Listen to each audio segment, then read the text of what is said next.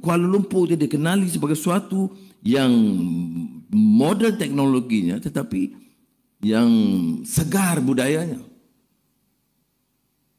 Dan bila kita mula labur di situ, dia akan menarik minat pelaburan lain berkembang di sekitarnya.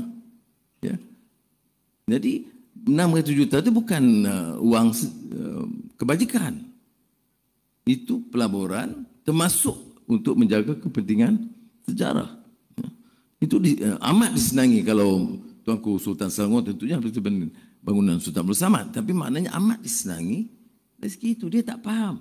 Dalam siapa yang boleh bangunkan begitu besar projek-projek yang menunjukkan kehebatan warisan sejarah dan budaya kita. Pada seperti Khazanah atau Petronas. Ya. Kerajaan keutamaan dia yang lain-lain lagi. Tetapi kita pantau. Tapi masih ada elemen komersialnya, elemen investmentnya, dan elemen keindahan bagi kota.